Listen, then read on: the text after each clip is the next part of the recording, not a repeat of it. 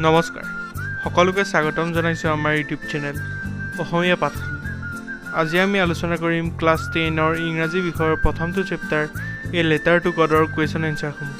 আৰু এটা অনুৰোধ, যিসকলে আমাৰ এ লেটাৰ টু গডৰ এক্সপ্লেনেশ্যন ভিডিঅ'টো চোৱা নাই, এই ভিডিঅ'টোৰ তলৰ ডেছক্ৰিপশ্যনত সেই ভিডিঅ'টোৰ লিংক আছে, তাত গৈ তোমালোকে সেই ভিডিঅ'টো চাবা, তেতিয়া তোমালোকৰ এই কুৱেশ্যন এনচাৰসমূহ বুজিবলৈ সুবিধা হ'ব। আহা তেতিয়াহ'লে পলম নকৰি আৰম্ভ কৰোঁ আমাৰ আজিৰ ভিডিঅ'ত।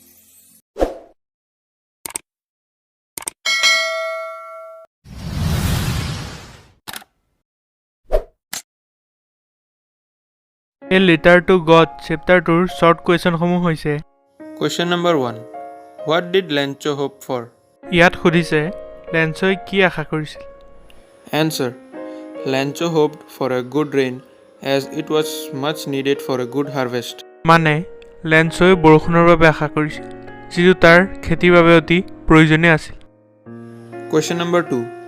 Why did Lencho say the raindrops were the new coins? ইয়াত সুধিছে লেঞ্চই বৰষুণৰ টোপালবোৰক কিয় নতুন পইচাৰ লগত তুলনা কৰিছিল।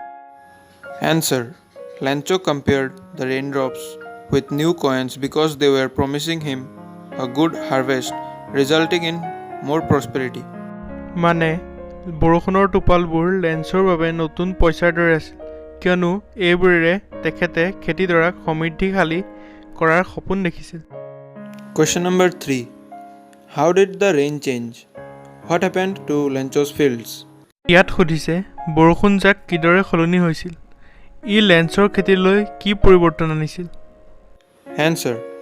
The rain changed into hailstones as a strong wind began to blow and huge hailstones began to fall along with the rain. All the crops in Lencho's field got destroyed because of the weather conditions. মানে বৰষুণজাক যেতিয়া হঠাতে শিলাবৃষ্টিলৈ পৰিৱৰ্তন হ'ল, তীব্ৰ বতাহ তথা শিল পৰিব ধৰিলে, যাৰ ফলত লেঞ্চৰ পথাৰখনৰ খেতিডৰা সম্পূৰ্ণৰূপে নষ্ট হৈ গ'ল। Question number 4. What were Lencho's feelings when the hail stopped? ইয়াত সুধিছে ধুমুহা শেষ হোৱাৰ পিছত লেঞ্চৰ কেনে অনুভৱ হৈছিল। Answer. Lencho was filled with grief after the hail stopped as everything was ruined and there was nothing that he could feed his family with. He could see a bleak future for him and his family. মানে ধুমুহা শেষ হোৱাৰ পাছত লেঞ্চৰ খং উঠিছিল, কিয়নো ই সকলো ধ্বংস কৰি পেলাইছিল, যাৰ ফলত তেওঁ পৰিয়ালক খুৱাবৰ বাবে একো বাচি নাথাকিছিল। তেওঁ নিজৰ মাথো অন্ধকাৰ ভৱিষ্যত দেখা পাইছিল। Question number 5. Who or what did Lencho have faith in? What did he do? ইয়াত সুধিছে লেঞ্চই কিহৰ ওপৰত বিশ্বাস ৰাখিছিল আৰু তেওঁ কি কৰিছিল। Answer. Lencho had firm faith in God. He believed that God sees everything, even what is deep in one's conscience, and help everyone in one's problems. He wrote a letter to God demanding him 100 pesos to sow his field again. মানে লেঞ্চৰ ভগৱানৰ ওপৰত অগাধ বিশ্বাস আছিল। তেওঁ বিশ্বাস কৰিছিল যে ভগৱানে সকলো দেখি থাকে আৰু সকলোৰে মনৰ ভিতৰখনো পঢ়িব পাৰে। সেইবাবে সি ভগৱানৰ ওচৰত 100 পেছছ বিচাৰি চিঠি লিখিছিল, যাতে পুনৰ খেতিডৰা আৰম্ভ কৰিব পাৰে। Question number 6. Who read the letter? ইয়াত সুধিছে চিঠিখন কোনে পঢ়িছিল। Answer. Postmaster read the letter. মানে পোষ্টমাষ্টাৰজনে চিঠিখন পঢ়িছিল। Question number 7. What did the postmaster do after reading the letter? ইয়াত সুধিছে পোষ্টমাষ্টাৰজনে চিঠিখন লিখাৰ পাছত কি কৰিছিল। Answer.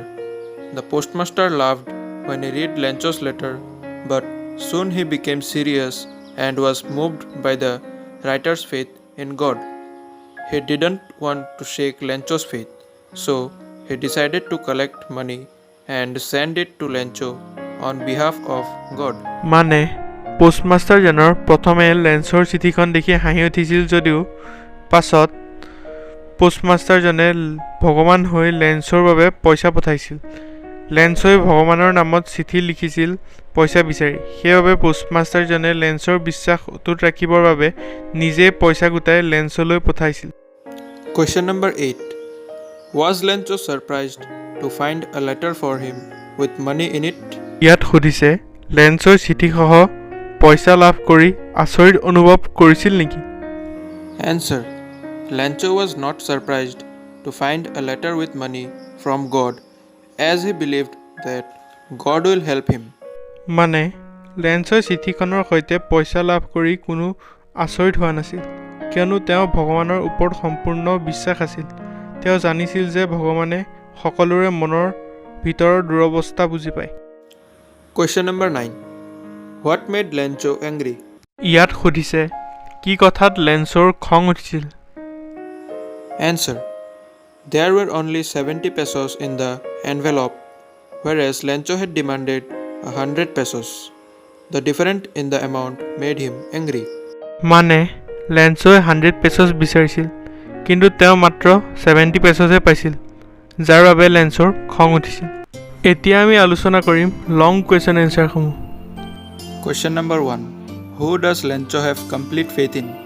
Which sentences in story tell you this? ইয়াত সুধিছে লেঞ্চৰ কাৰ ওপৰত অগাধ বিশ্বাস আছিল?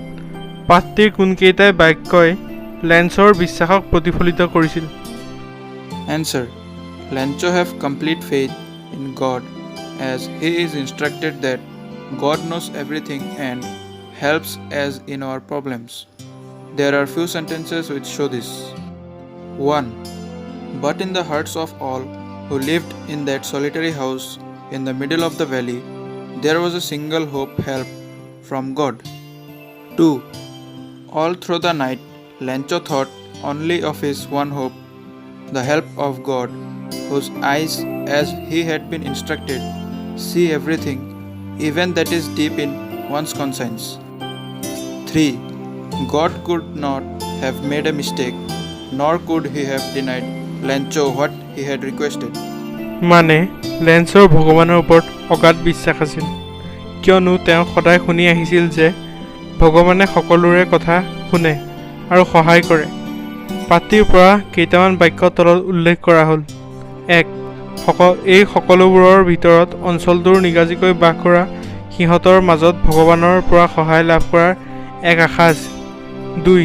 গোটেই নিশা লেঞ্চই নিজৰ একমাত্ৰ আশাটিৰ কথা ভাবি আছিল, যিটো আছিল ভগৱানৰ সহায়, কিয়নো তেওঁ শুনি আহিছিল যে ভগৱানে সকলোকে সহায় কৰে আৰু সকলোকে চাই থাকে।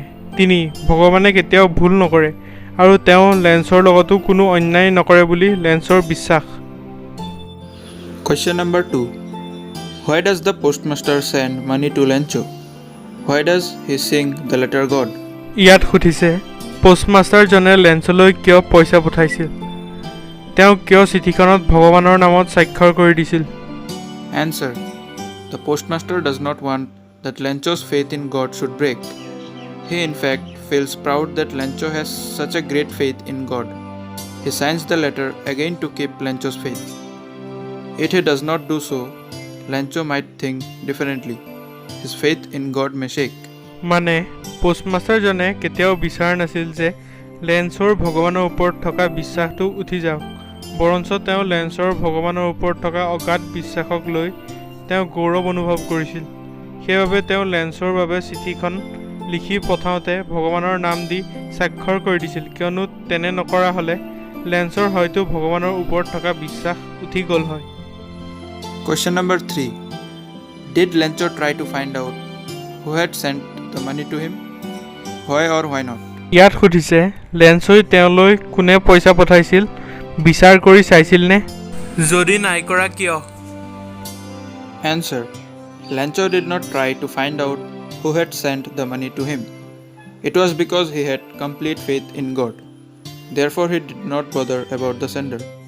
মানে লেঞ্চলৈ কোনে পইচা পঠাইছিল তাৰ বিষয়ে লেঞ্চই কোনো ধৰণৰ অনুসন্ধান চলোৱা নাছিল, কিয়নো তেওঁৰ ভগৱানৰ ওপৰত সম্পূৰ্ণ বিশ্বাস আছিল যে তেওঁ কেতিয়াও লেঞ্চক নিৰাশ নকৰে। সেয়েহে লেঞ্চই পইচা পঠিওৱাৰ মানুহজনৰ ওপৰত কোনো ধৰণৰ গুৰুত্ব আৰোপ কৰা নাছিল। Question number 4. Who does Lancho think has taken the rest of the money? ইয়াত সুধিছে লেঞ্চৰ মতে বাকী পইচাখিনি কোনে ৰাখি থৈছিল? দৰাচলতে পৰিস্থিতিটোৰ আচল তাৎপৰ্য কি আছিল? Answer. Lancho thinks that the rest of the money have been taken by the employees of the post office, as he had asked for 100 pesos from God. But he get only 70 pesos with the letter from God, and he believes that God cannot make such a mistake. Thus he assumes that they have stolen the money. মানে লেন্সই ভাবিছিল যে তেওঁৰ বাকী পইচাকেইটা ডাকঘৰৰ মানুহে লৈ থৈছিল, কিয়নো তেওঁ ভগৱানক 100 পেছছ বিচাৰিছিল, কিন্তু তেওঁ মাত্ৰ 70 পেছছহে পাইছিল আৰু লগত ভগৱানৰ স্বাক্ষৰিত এখন চিঠি। লেন্সৰ দৃঢ় বিশ্বাস আছিল যে ভগৱানে কেতিয়াও ভুল নকৰে, গতিকে বাকী পইচাকেইটা চুৰ হোৱাটো নিশ্চিত। আজিলৈ ইমানতে সামৰিছোঁ।